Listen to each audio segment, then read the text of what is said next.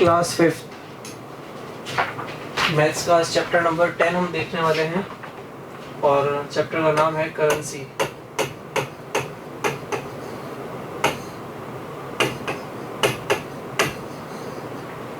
ठीक है ना। तो इतना तो हमें पता है कि country wise country in this world country wise country currencies differ करती है, लेकिन यहाँ हम पढ़ने वाले करेंसी को लेकर के उनका एडिशन, सब्ट्रैक्शन, मल्टीप्लिकेशन और डिवीजन।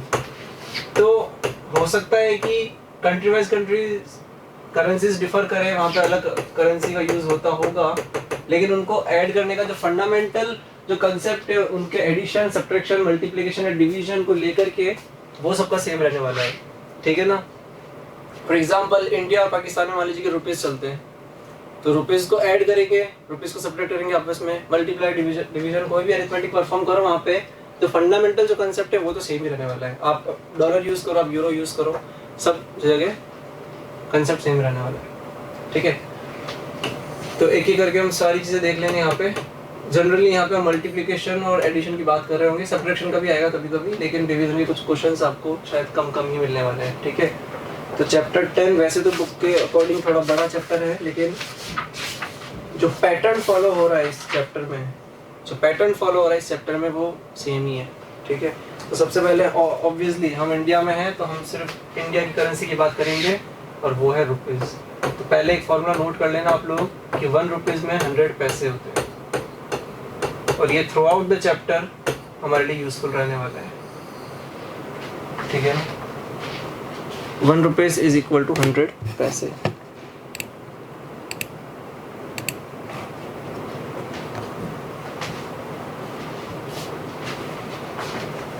अभी यहाँ पे चैप्टर की स्टार्टिंग उन्होंने ऐसे की हुई है कि कुछ यहाँ पे अरिथमेटिक से ही शुरुआत कर दी है, लेकिन एक बेसिक एग्जांपल देख लो, एक या दो एग्जांपल बेसिक देख लो कि मान लीजिए कि 1 रुपीज़ में 100 पैसे होते हैं। तो मैंने अगर आपसे पूछा कि 32 रुपीज़ में कितने पैसे होने वाले हैं, कुछ नहीं करना है। 1 रुपीज़ की जगह क्या ये रुपीज़ लिखा हुआ है, 1 रुपीज़ लिखा हुआ है की जगह 100 पैसे रख देंगे, तो ये 32। हाँ, ये कन्वेंशन ध्यान रखिएगा आप लोग कि रुपीज़ अगर लिखते हो तो रुपीज़ हमेशा लेफ्ट साइड आने वाला है। ठीक है। और पैसे लिखोगे, कन्वर्ट करने के बाद लिखोगे पैसे, तो वो यहाँ इस तरफ आएगा। तो बस 100 से मल्टीप्लाई करना है तो पैसे में कन्वर्ट हो जाएगा, और वो कितना हो जाएगा, 3200 पैसे हो जाएंगे। That's all. और बैक वापस आपको जाना है कि 3200 पैसे को आप लोग कन्वर्ट करिए रुपीज़ में। तो आइए वो देख लेते हैं एक बार। 3200 पैसे लिखा हुआ है, अब इसे कन्वर्ट करना है अगेन रुपीज़ में। तो 1 रुपीज़ का मतलब होता है 100 पैसे। तो यहाँ से हम क्या लिख सकते हैं, 1 रुपीज़ बाय 100, ये 100 जो है इसको उधर फेंक दो, तो यहाँ पे 1 पैसे बच जाएंगे। तो यही मतलब हुआ ना इसका। तो यही मतलब अगर समझ में आपको आ गया है तो लिख दो उसे 3200 पैसे की जगह रुपीज़ लिख दो, लेकिन डिवाइड लगाना मत भूलना 100 के साथ, तब सही रहेगा। ये करोगे तो ये 2 0 से 2 0 कैंसिल, अगेन 32। ठीक है ना। और वो आना भी चाहिए था, रुपीज़ 32 आ गया है रुपीज़ में कन्वर्ट करने के बाद 3200 पैसे को। ठीक है ना।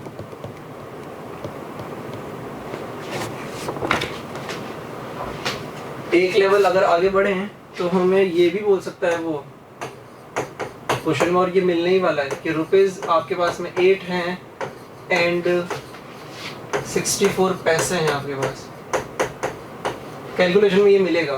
तो मान लीजिए कि हाँ, इस चैप्टर में आपको ये मिलेगा कि ये जो अमाउंट लिखा हुआ है किसी 1 आइटम की प्राइस है। मान लो पर हम मार्केट गए, शॉपिंग करने के लिए गए और वहाँ पे हमने कुछ परचेज किया, तो ये एक आइटम की कॉस्ट आएगी। इस तरीके से आपको कुछ मिलने वाला है पेपर में जो मंडे को है और इस चैप्टर में मिलने वाला है। ठीक है। तो सबसे पहले इसको तो हम सॉल्व नहीं कर पाएंगे, क्योंकि बिलिंग के टाइम पे हम ये थोड़ी ना बैठेंगे कि 8 रुपये हो गए, 64 पैसे हो गए। हम सीधे 1 आइटम की कॉस्ट लेकर के आएंगे वहाँ से। तो वो ₹8 होगा और प्लस लगा देना एंड की जगह पर 64 पैसे को क्या करेंगे, रुपीज़ में कन्वर्ट करेंगे। तो पैसे की जगह रुपीज़ अगर लिखते हैं हम, तो नीचे डिवाइड करना पड़ता है 100 से। बस इतना काम करना है आपको। ₹8 हो जाएगा प्लस रुपीज़ ये कितना हो जाएगा, ये कन्वर्ट करना आपको आता है। डिवाइड अगर कर रहे हो 10 की किसी पावर से, या 10 से, 100 से, 1000 से, 10,000 से, किसी से भी, तो लेफ्ट में डेसिमल आएगा, और डेसिमल नहीं है तो हम उसे इंट्रोड्यूस कर देंगे और कितनी शिफ्टिंग होगी डेसिमल जब आएगा वो, तो यहाँ पे 1 और 2 जीरो प्रेजेंट है तो 1 और 2 यहाँ पर हो जाएगा 0.64 हो जाएगा। इसे ऐड करना आपके लिए कोई बड़ी बात नहीं है। 8 यहाँ पर है, डेसिमल के नीचे डेसिमल आता है, 0.64 ऐसे हो जाएगा। और इसे अगर आप सॉल्व करोगे तो ये हो जाएगा ₹8.64। तो 8 रुपीज़ बोलो या 64 पैसे बोलो या फिर 8.64 रुपीज़ बोलो, बात एक ही है। ठीक है ना, ठीक है ना।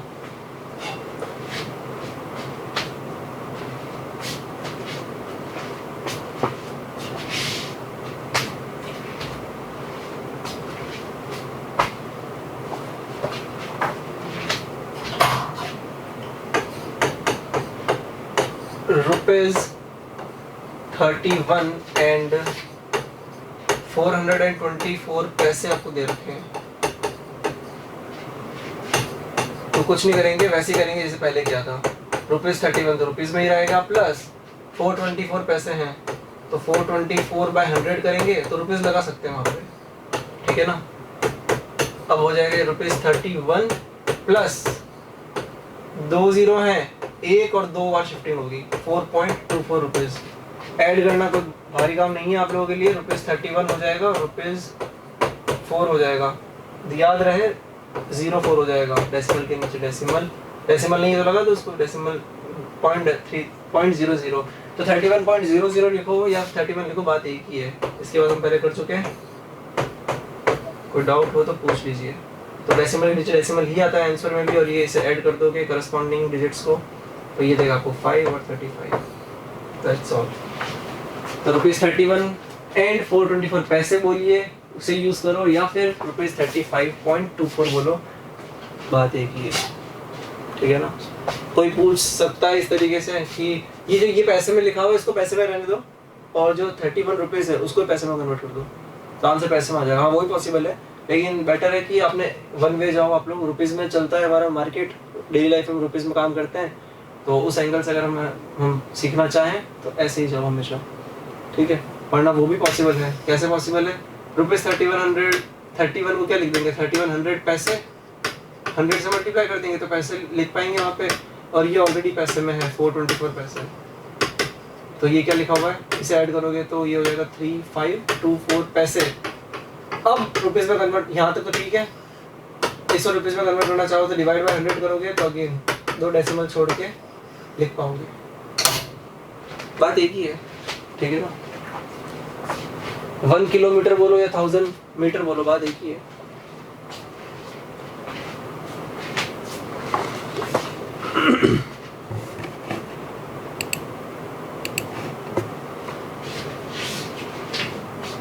हाँ, बुक में कुछ क्वेश्चंस ऐसे हैं आपके, और ऑब्वियसली आपके पास बोर्ड है तो बोर्ड में आ सकते हैं। हो सकता है पेपर में इस बार हाफ ईयरली में मैं ना दूँ आपको ये कि 3 को इस तरीके से लिखना है, कैसे लिखते हैं है ना, इस तरीके से वो हिंदी में आप लोग जो यूज़ करते हो तो वो हाँ इस बार फर्स्ट टर्म में तो नहीं आने वाला आप लोगों के लिए, मंडे को पेपर्स में नहीं आएगा, लेकिन हाँ इसकी प्रैक्टिस हमें करनी है और क्लास में फिर से देखेंगे भी कैसे होता है। कुछ नहीं करना है, जैसे आप लोगों ने एडिशन सब्ट्रैक्शन किया था उस टाइम, वहाँ पे क्या किया था, मान लो कि ये 3 दिया हुआ है और ये 6 को शायद ऐसे कुछ लिखते हैं, जो भी लिखते हैं, तो इससे कन्वर्ट कर दिया था हमने, 36 लिख दिया था, और फिर आगे जो भी नंबर था उसको ऐड करके जो आंसर था उसको वापस से इस लैंग्वेज में कन्वर्ट कर दिया था। वही काम इस चैप्टर में भी करेंगे। ठीक है,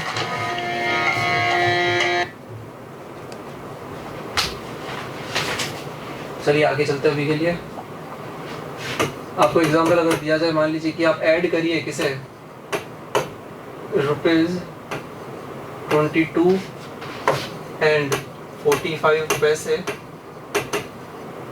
अब ऐड करना है।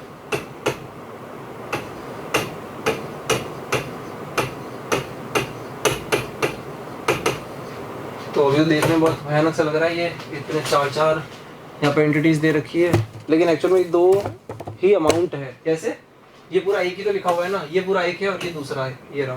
तो ₹22 45 पैसे को कन्वर्ट करोगे रुपीज़ में तो 0.45 आएगा, इसे ऐड करोगे तो 22.45 आ जाएगा।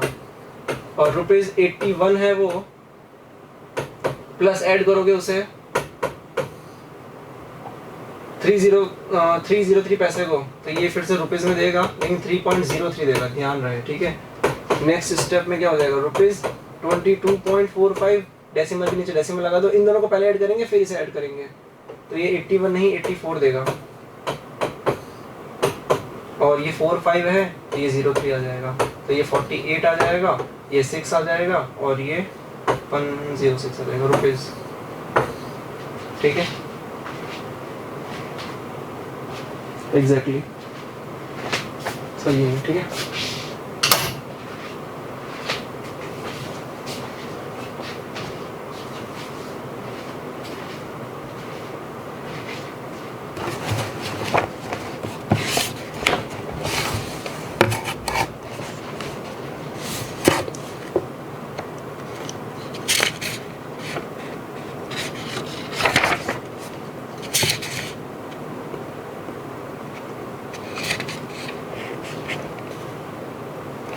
एग्जाम्पल 9 करते हैं, हाँ सॉरी क्वेश्चन नंबर 9 करते हैं एक्सरसाइज 10.1 का। एक्सरसाइज 10.1 से 9th क्वेश्चन देखो एक बार। वहाँ पे एक साइकिल की कॉस्ट दे रखी है आपको, एक साइकिल की कॉस्ट कितनी दे रखी है, मैं क्वेश्चन पढ़ लेते हैं। Price of A cycle is 1075 rupees 50 पैसे।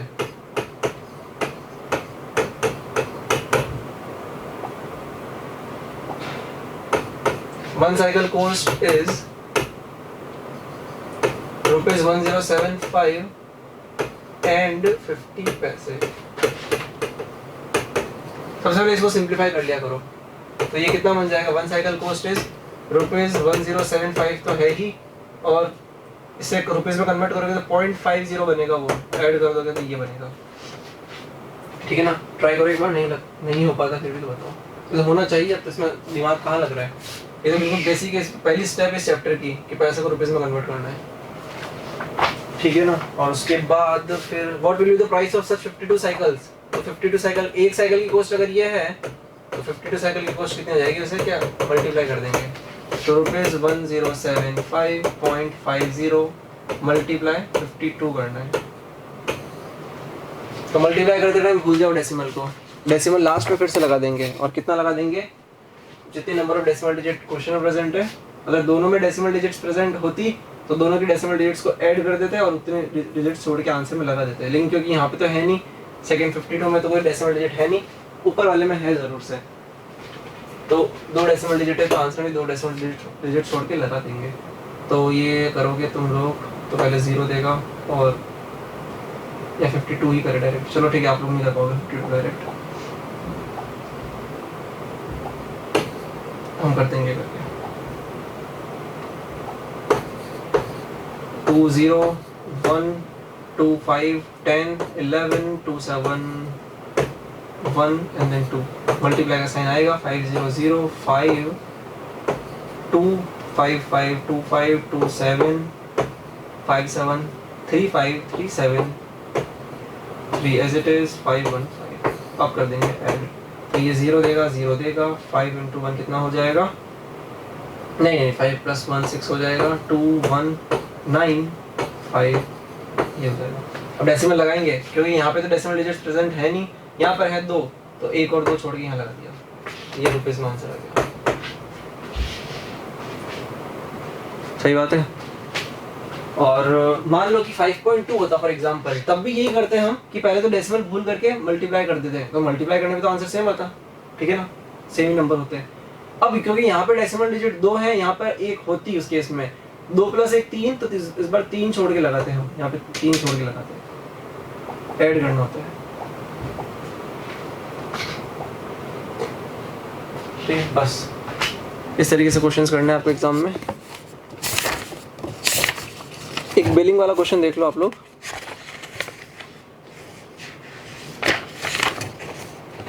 इसका नेक्स्ट टॉपिक बिलिंग चैप्टर है, बिलिंग टॉपिक है इसका नेक्स्ट, मतलब कि 10.2 से करते हैं एक बार एक्सरसाइज 10.2 का पहला क्वेश्चन। पहला क्वेश्चन कह रहा है आपसे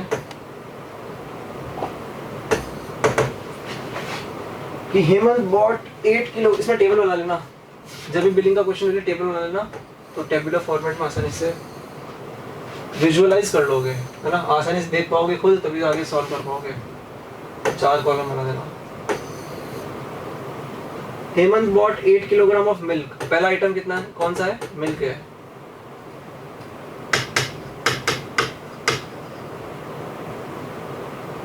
आइटम रहने वाला है और फिर उसकी प्राइस रहने वाली है, हम रुपीज में लिखेंगे उस प्राइस को। यहाँ फाइनली अमाउंट आएगा।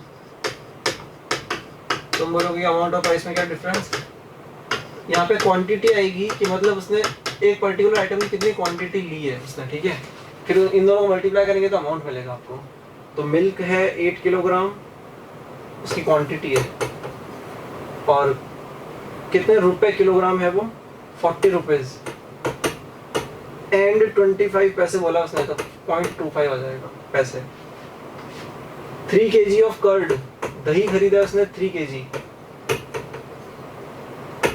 और उसकी प्राइस है 60 रुपीज और पैसे में कुछ नहीं है तो 0 हो जाएगा बस। थर्ड आइटम उसने खरीदा है घी, और घी की कॉस्ट है 450 रुपीज और कुछ भी पैसे में नहीं है तो 0.00 लगा दो, कैलकुलेशन के टाइम काम आएगा। 2 kg ऑफ घी, ठीक है। बटर मिल्क खरीदा उसने, छाछ जिसको बोलते हो आप लोग, एट द रेट ऑफ 20.75।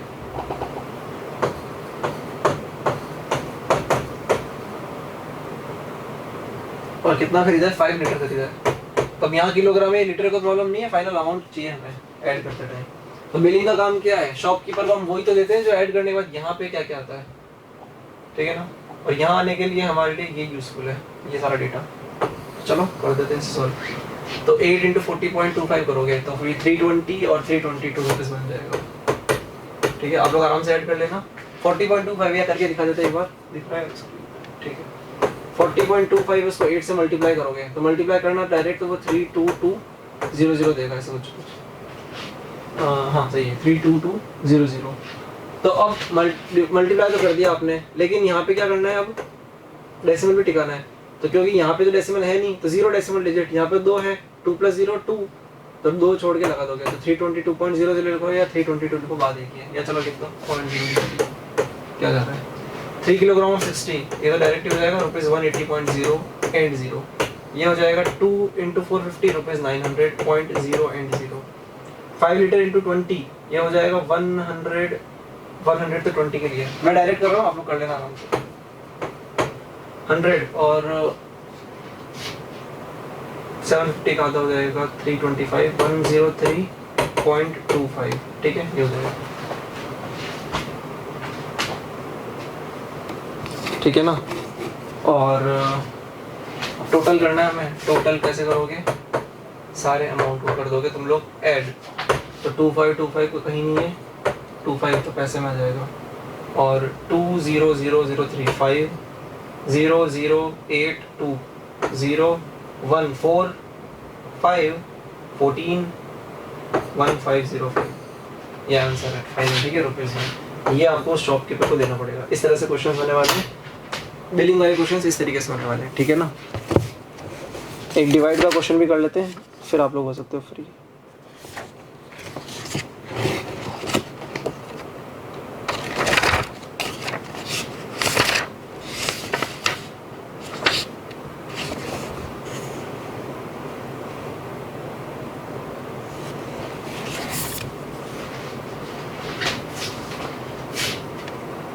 एक मिनट, ये 7.5 को ये 7 आएगा,